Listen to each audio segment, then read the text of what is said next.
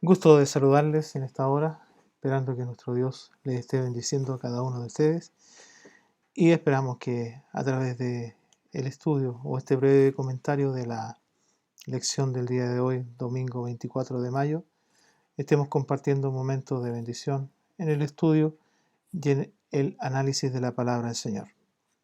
El título de la lección del día de hoy es Escrita ahora en los corazones y la lectura bíblica la tenemos en Éxodo capítulo 24, verso 12. Y dice, entonces Jehová dijo a Moisés, sube a mí al monte y espera allá, y te daré tablas de piedra y la ley y mandamientos que he escrito para enseñarles. En relación a este verso leído, brevemente podemos comentar que el instante o el acontecimiento que rodeó a este verso, a este capítulo en el cual se menciona aquí en Éxodo 24, un momento muy especial. Una nube cubrió el monte durante algunos días, 6 días señala, y ciertamente allí hubo una demostración importante, grande, especial de la presencia de Dios en aquel lugar. Y Moisés estuvo allí, estaba allí, estuvo con él. Por lo tanto, Dios toma a Moisés como el portador de la ley para su pueblo. Pero era necesario, era importante que quedara escrita en forma intangible para que al verla, al leerla, al revisarla, ellos pudieran tener la oportunidad de obedecerla. Dios quiere con esto que su pueblo tenga una especial observancia, que tenga una forma especial de vivir, que tenga una ley escrita en la cual se forme su vida, se accione su vida. Y pues ciertamente le da a entender que obedeciendo a esa ley o a esa palabra que estaba escrita, iba a tener resultados bastante positivos. Pero también le indica y también le señala que si no obedece, deberá saber o debe comprender de que la ley o su palabra, más bien dicho, si no la obedece o si no acata lo que se le enseña, las consecuencias no iban a ser las mejores. Vamos a entonces analizar algunos aspectos. Y comenzamos con lo primero que dentro del expositor se señala es que los autores de la Biblia fueron movidos por el Espíritu de Dios a registrar el mensaje en un objeto, en algo material, común a cada época de la existencia. Y nosotros nos encontramos que las Sagradas Escrituras fueron escritas en varios materiales en los cuales se registraron los sagrados escritos. Tenemos la arcilla, ¿no es cierto?, que todos conocemos que es tierra. Tenemos la piedra, que es especialmente o lo que se escribió las tablas de la ley. Tenemos la vitela. La vitela era una piel de vaca o de ternera, ¿no es cierto?, adobada y muy pulida, muy... no me recuerdo en este momento cómo se llama ese trabajo que se hace con la piel. Y esto permite pintar o escribir en ella, la vitela. En metal, por cierto, sabemos nosotros cuál es la duración que tiene un metal y en la cual también al estar escrito algunas figuras, algunas letras, no se van a borrar tan fácilmente. Tablillas de cera, estraca, que viene siendo casi lo mismo que una arcilla, pero es una concha, fragmento de cerámica, en la cual también se escribió. Lo más conocido son los pergaminos, que esos son pieles de res, en la cual se escribían sobre ellos. Y el papiro también es un elemento que se ocupó para escribir la Sagrada Escritura y que ciertamente, en esto se registró la Sagrada Escritura, los conceptos de la ley. Y el papiro está elaborado a partir de una planta acuática y la caña que crecían en lagos y en ríos. Entonces, esos son elementos en los cuales se escribió. Ahora, los instrumentos que se usaron para escribir la Biblia, bueno, según la dureza del material, era como el elemento con el cual se iba a ocupar, ¿no es cierto? Tenemos en primera instancia mencionar el cincel, que es un instrumento de hierro para grabar en piedra.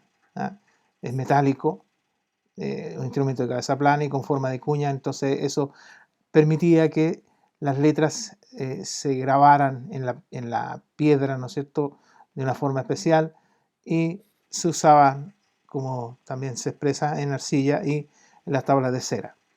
La pluma era para escribir, ya un elemento más fino, más delicado, ¿no es cierto?, y que ciertamente se ocupó sobre elementos que también eran más finos, como el papiro, como el pergamino o como la vitela. En eso se escribía la pluma y se ocupaba allí, ¿no es cierto?, la tinta, que estaba compuesto de carbón y goma, ¿no es cierto?, y agua, por cierto. La tinta, hasta no hace muchos años atrás, se ocupaba de una forma muy especial en la escritura. Hoy en día también la ocupamos, pero ya está un poco más industrializado en lo que es la tinta. Entonces se ocupó mucho en un principio esta forma. Ahora, el tipo de escritura, la escritura inicial, ¿no es cierto?, la escritura misma de la palabra o de la Sagrada Escritura, era de la que se usaba letras mayúsculas, delgadas, con precisión, y también en el sentido de poder abarcar o tener, para que no fueran tan grandes los libros, se escribió con letras más pequeñas, conectadas, unidas, y eso permitía, ¿no es cierto?, hacer una producción mayor de libros. Los recursos que en este tiempo nosotros ocupamos para escribir, ¿no es cierto?, y transcribir libros o la misma palabra del Señor, son múltiples. Ahora, cuanto más la tecnología nos ha dado la oportunidad de poder, ¿no es cierto?, tener una cantidad impresionante de herramientas por las cuales nosotros ahora podemos transmitir la Sagrada Escritura, este mismo sistema, esta misma forma de presentación, de Power, ¿no es cierto?, y de poder grabar un Power y poder dar la explicación de la Escritura, es un elemento que la tecnología nos permite en este tiempo. Bueno, en cuanto a lo que es la palabra, que si leía la lección del día de hoy, vamos al texto para memorizar, y son dos textos. El primero es Ezequiel 4, verso 1, en el cual dice: tú, hijo de hombre, tómate un adobe y ponlo delante de ti, y diseña sobre él la ciudad de Jerusalén. Es decir, haz un dibujo. En palabras muy simples, se le enseña a él que haga un dibujo que muestre, ¿no es cierto?, en este caso, Dios le habla a este profeta, a este varón, para que diseñe eso, es decir, haga un dibujo. A eso se refiere este texto que estamos analizando, que es uno de los dos textos para memorizar. El otro, Habacuc 2:11, dice: porque la piedra clamará desde el muro y la tabla del maderado le responderá. Es decir, aquí nosotros tendríamos un análisis mayor que hacer, pero como es un comentario nada más, la piedra es el elemento que se construye, que se hace, que se fundamenta. Y dices, porque la piedra clamará desde el muro, es decir, esa piedra fue puesta ahí y va a quedar para la historia, va a quedar para el recuerdo que alguien la puso ahí, como nosotros hoy día vemos en diferentes formas, lugares que han sido construidos en piedra y hasta el día de hoy perduran. Y uno va y dice: mira, esto fue construido en tal época, en tal civilización, hizo acá. Entonces, las piedras se representa eso, una construcción antigua. Y las tablas del enmaderado le responderá, es decir, está el testimonio. Uno muchas veces va a lugares y se le explica: mira, esto fue construido por esto, y según este detalle fue dado por esta persona, por esta cultura o por esta civilización. O también en tiempos más contemporáneos se habla y dice: bueno, tal persona construyó esto e hizo esta decoración, por ejemplo. Entonces, a eso se refiere el texto para memorizar, que es algo escrito en algo material. Como en el primer subtítulo es registros escritos. Un registro escrito en todas las edades ha sido la mejor forma de comunicarse de Dios, de comunicarse Dios con los hombres. Entonces se necesitaba que esta transcripción o este registro quedara preciso. Todo pensamiento requiere una precisión para poder ser escrito. Es decir, los conceptos de la palabra de Dios y de la instrucción que se iba a dar quería que fueran precisos, que fueran bien escritos. Ahora, la propagación es una forma de comunicación, se propaga el mensaje, pero la idea es que no se pierda esa conexión o la veracidad de los primeros escritos. Esa es la propagación. La preservación es el registro escrito que permanece. Aunque sus autores ya no estén, quedan escritos. Nosotros tenemos la sagrada palabra del Señor escrita para nosotros y sus autores ya no están. Pero ellos lo hicieron, inspirados por el Espíritu Santo, y dejaron esos escritos en forma física, y hoy en día nosotros tenemos la palabra del Señor, y la cual ciertamente se llega a nosotros a través de diferentes Biblias, y estas versiones bíblicas o de la Biblia son muchas. Podemos mencionar las más conocidas, algunas de ellas, por cierto, la Reina Valera, que es la que nosotros normalmente ocupamos, Felipe Escocio de San Miguel, la versión Torres Amat y Peticea, la versión moderna, Nácar Columna, la Biblia al día, etc. Tenemos ahí, ¿no es cierto?, varios aspectos en los cuales queda escrito, queda registrada la palabra de Dios. Ahora, en este sentido tenemos que darnos cuenta, todo lo que estamos hablando en este estudio, ¿no es cierto?, es en relación a lo que está escrito en materiales. Hemos hablado de los materiales, los instrumentos que se han ocupado, cuál es la veracidad, cuál es la acción que Dios quiere que nosotros tengamos, ¿no es cierto?, y que efectivamente en esa realidad nosotros podamos tener la palabra escrita.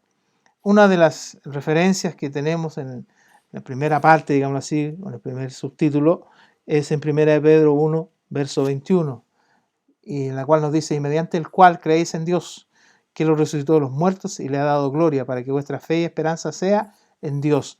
Este verso, hermanos, y aquellos que están viendo o escuchando este estudio, nos da a entender de que la palabra escrita en materiales, que ya lo hablamos en la primera parte, ¿no es cierto?, en arcilla, en piedra, en vitela, en metal, en tablilla de cera, en estraca, ¿no es cierto?, en pergamino, en papiro, que fueron los primeros materiales que se ocuparon, está dado, o es el objetivo, de que tenga una veracidad. Y al estar esa veracidad en la palabra de Dios, mediante ella, nosotros creemos en Dios, que lo resucitó de los muertos y le ha dado gloria, para que vuestra fe y esperanza sea en Dios, es decir, se afiance en nosotros la gracia de Dios y la oportunidad de creer en Él y de recibir de su gracia bendita. Y ahí tenemos la palabra, la otra referencia, en 2 Corintios 2, 14 y 15, en la cual dice: más a Dios gracia, el cual nos lleva siempre en triunfo en Cristo Jesús, y por medio de nosotros manifiesta en todo lugar el olor de su conocimiento. Porque para Dios somos olor grato, o grato olor de Cristo, en los que se salvan y en los que se pierden. Hablábamos dentro de lo que eran los primeros escritos que estaba la instrucción para el pueblo de Dios de que si obedecían, tenían bendición, pero si no obedecían, no iban a tener bendición. Este verso nos ratifica aquello. Para Dios somos grato olor de Cristo en los que se salvan, es decir, el que obedece, el que acepta, el que sigue, el que recibe la palabra. Y en los que se pierden, bueno, aquel que no lo hace, lamentablemente. El que no recibe la palabra del Señor se va a perder. Tenemos otra referencia, 1 Tesalonicenses 5, 21, examinarlo todo, retener lo bueno. Es decir, cuando uno estudia, cuando uno repasa la palabra del Señor, la escudriña, como también hay una enseñanza, vamos teniendo nosotros un conocimiento de ella, pero efectivamente la enseñanza y lo que nos indica 1 Tesalonicenses 5, 21 es que todo lo podemos examinar. El apóstol Pablo también en alguna expresión, en algún verso dice: todo me es lícito, mas no todo me conviene. Este verso se parece a eso, en la cual nos enseña y nos indica examinarlo todo y retener lo bueno. Ahora pasamos al segundo subtítulo, en el cual se nos menciona, ¿no es cierto?, y se nos habla en los idiomas idiomas en la Biblia. Principalmente, nosotros tenemos, o mayormente, que en el Antiguo Testamento fue escrito en hebreo. Es un idioma pictórico que utiliza metáforas, en las cuales se desafían o se amenizan o se dramatizan la historia. Este idioma presenta imágenes de los acontecimientos descritos. No posee palabras compuestas. ¿Por qué? Porque el hebreo pensaba en imágenes y por lo tanto no posee riqueza de adjetivos. Es distinto al castellano. Es considerado un idioma personal, es decir, como muy propio. Entonces el Antiguo Testamento fue escrito principalmente en hebreo. El Nuevo Testamento es escrito en griego, y ahí cambia el concepto. El griego se considera como un idioma intelectual, es decir, más de la mente que del corazón, considerándolo un idioma universal, y de ese modo podía comunicar lo increíble de la manera inteligible, o hacía la diferencia entre el griego y el hebreo. Por lo tanto, podemos nosotros ver de que, bueno, después ha sido traducida a diferentes idiomas, pero lo principal es que Dios, ¿no es cierto?, utilizó los idiomas para comunicar la verdad. ¿Ah? Y esa es una de las expresiones más afirme que tenemos en este estudio del día de hoy, en esta escuela dominical, en la cual ciertamente todos los conceptos, todos los elementos que hemos visto son parte de lo que es comunicar la verdad. Génesis 11:7, que es una de las primeras referencias en la segunda parte, nos habla y dice: ahora pues descendamos y confundamos allí su lengua para que ninguno entienda el habla de su compañero. Aquí hay una sentencia referente a algo que Dios, ¿no es cierto?, aplicó hacia el hombre. Pero allí se produjo, ¿no es cierto?, ya la diferenciación de las lenguas, de los idiomas, el expandirse, en que cada uno, ¿no es cierto?, tenía su propia lengua, su propio idioma. Por lo tanto, era necesario que comprendieran ellos y escribieran ellos. Entonces, cuando Dios hace esta separación de idioma, todo lo demás, también proveyó hacia el futuro, no en el instante primero, porque ya hemos visto, ¿no es cierto?, que en el principio la Biblia fue escrita en hebreo, luego el Nuevo Testamento en griego, y eso nos permitió que estos idiomas, ¿no es cierto?, fueran los idiomas base de la escritura, de la Sagrada Escritura, pero que en este tiempo nos llevan a nosotros a tener, ¿no es cierto?, la oportunidad de leerlos como tenemos ahora nuestras Biblias, como usted tiene su Biblia, en el idioma en el cual nosotros nos mantenemos y vivimos, digamos así, que en nuestro caso el idioma castellano. Bien, creo que es importante el poder ver esto de la palabra de Dios, en primero los materiales, los instrumentos que se ocuparon, los registros, ¿no es cierto?, que son verídicos, que ocupan 3 preceptos, que son precisos, que se propagan y que se preservan. Pero lo importante de la lección del día de hoy es que debe estar ahora escrita en nuestros corazones. Y en esa realidad, ciertamente, a nosotros, hermanos, Dios nos da una realidad muy importante. Y aquí quiero un poquito reiterar lo que veíamos la semana pasada. Estamos viendo lo que analizamos la semana pasada. Desde un principio Dios la ha preservado con el propósito para nosotros. Ha preservado su palabra para enseñar, para reprender, para corregir e instruir en justicia. Y el motivo principal de todo esto, estimados hermanos, es darnos su palabra, es mostrar el cielo. Por lo tanto, la Biblia debe estar, o la Escritura debe estar en nuestros corazones. Lo más maravilloso es tener la palabra en el corazón. Podemos tener una colección de Biblias, pero si no tenemos la palabra de Dios en nuestro corazón, nos vale muy poco. Jesús es el verbo, la palabra de Dios. Tenemos la palabra escrita, como ya lo he señalado, en nuestro idioma. La guardamos en el corazón para no pecar contra Dios. Pero al recibir a Cristo como Señor y Salvador, tenemos el mismo verbo de vida en nuestro corazón. Es decir, ese debe ser nuestro accionar. El propósito de la Biblia que Dios nos ha dado, su palabra, es para enseñarnos el camino al cielo. Jesús es el camino, lo sabemos. Pero el propósito es que creamos que Jesús es el Cristo, el Hijo de Dios, y al creer tengamos vida en su nombre. Demos gracias a Dios por su bendita palabra, y que ciertamente nuestra acción ha de ser en tener escrita, así como fue al principio, ya lo hemos señalado en diferentes materiales, hoy día debe estar escrita en nuestro corazón. Por lo tanto, lo que Dios quiere decir con escribir la ley o su palabra en nuestros corazones es que nos pondría amor hacia Dios, y amor, ¿no es cierto? Ese amor hacia Dios nos va a permitir tener un amor hacia nuestro prójimo. Es conocer, tiene que ver no con un simple conocimiento intelectual, es decir, que sepamos mucho, sino con un sentir amor hacia Dios. De lo más grande hasta el más pequeño de los hijos de su pueblo, todos le conocemos, le amamos a Dios. No es el simple conocimiento de la ley, es decir, que sepamos todos los libros, que sepamos muchas palabras, sepamos muchas referencias, lo cual todo ser humano lo puede tener, y de hecho lo tiene, porque lo puede aprender. Todos los hombres, los seres humanos impíos, también tienen la ley de Dios en sus corazones, pero aún, lamentablemente así, no le obedecen. Por lo tanto, mis hermanos, al ir concluyendo ya este breve comentario de la lección del día de hoy, Yo les invito a poner su confianza total en la palabra de Dios. Pero podemos ver la dependencia total que el hombre tiene del Señor para cualquier situación a lo largo de la vida cristiana. Mientras más profundo vayas en la palabra, tu confianza y seguridad en Dios crecerá, aumentará y nos dará un vínculo especial. En la medida que conozca las Escrituras, tenga usted por seguro que estamos creciendo en el conocimiento de Dios, en el conocimiento de su voluntad y carácter, de sus promesas y juicios, de lo santo y de lo profano. Ve, te invito, hermano, enciérrate a solas con Dios, abre su libro, es decir, la palabra, léelo, medítalo, obedécelo y enséñalo cuando tengas que enseñarlo. No para jactarse que sabes mucho, no para decir que tienes mucho conocimiento, pero ciertamente enseñarlo a cuánta persona pueda usted en esta vida. Debemos preparar nuestros corazones para Dios. Debemos preparar nuestro corazón para servir a Dios como cristianos.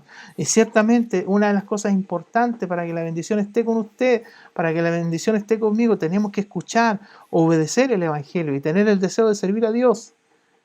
Mire esta expresión que hemos puesto aquí. Sea una persona saturada por la palabra de Dios.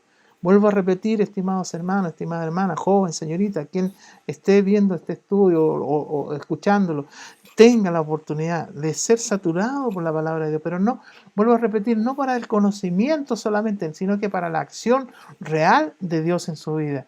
Así que en esta hora le damos gracias al Señor porque nos brinda la oportunidad de poder estudiar esta lección, de poder analizarla, quizás brevemente, pero ciertamente creo que es la oportunidad que Dios nos da y nos brinda para que podamos buscar, escribir de su palabra en nuestros corazones, poder realizarla y poder cumplir. Prepare su corazón para Dios. Prepare su corazón para servir a Dios como hijo de Él, como cristiano. Escuche, obedezca y tenga el deseo de servir a Dios. Que el Señor le bendiga, que su gracia bendita esté en cada uno de ustedes y será hasta una próxima oportunidad. Dios les bendiga.